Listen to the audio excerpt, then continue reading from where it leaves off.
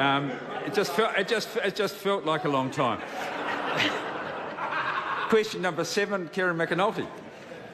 Thank you, Mr Speaker. My question is to the Minister of Biosecurity. What recent announcements has he made regarding the response to cattle disease Mycoplasma bovis?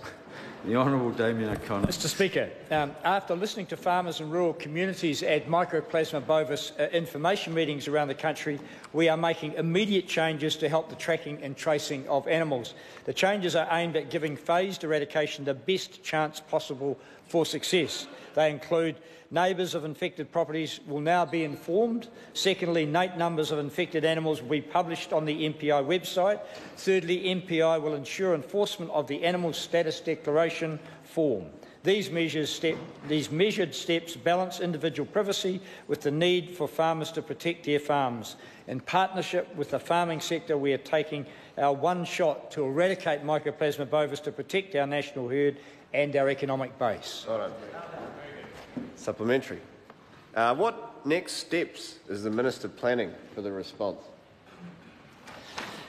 Mr Speaker, I have asked officials to draft changes to legislation to make the response effort more efficient. Those changes include, firstly, amending the Animal Products Act to add a new infringement offence for failing to use the Animal Status Declaration form correctly. Secondly, amending the NATE Act to bring its search and powers into line with the Search and Surveillance Act. Thirdly, new regulation to control the use of discarded milk. I'm hopeful these changes will receive support from across the political spectrum as we continue in our eradication efforts.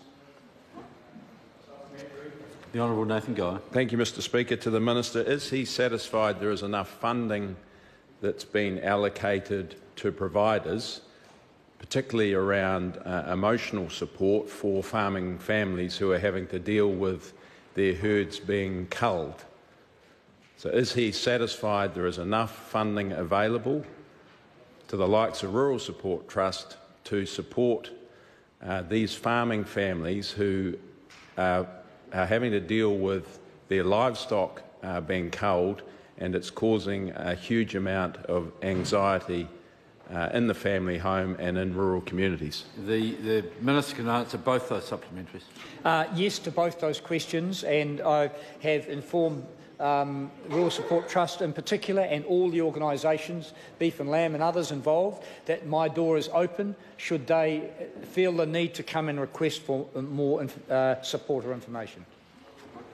But I'll just make it clear that only counted as one. Question number 8, the Honourable Michael Woodhouse. Thank you, Mr Speaker. My question is to the Minister